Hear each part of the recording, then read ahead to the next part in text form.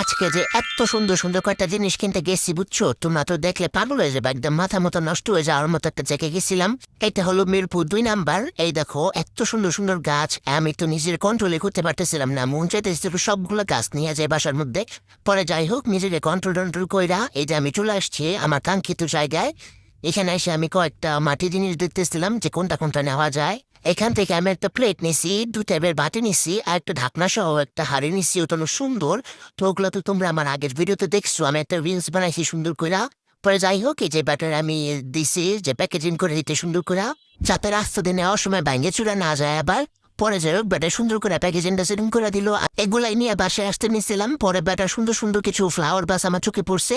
পরে ব্যাটার আমি যে দাম দিয়েছি, ব্যাটা একটু দামও কমায় না বুঝছো, এতগুলো জিনিস নিছি তাও ব্যাটা দাম কমায় না। যাই হোক, পরে আর কি মন খারাপ করে বাসায় আসলাম। না, বাসায় আসার আগে আবার টেস্টের যাই ব্ল্যাক ফরেস্ট কেকটা খাইছি। খাইয়া দেয়া মন শান্তি করে তারপরে এই যে দেখো বাসায় চলে আসছি। কারণ আজকে আমি অনেক happy. So tata guys, thank you for watching my video.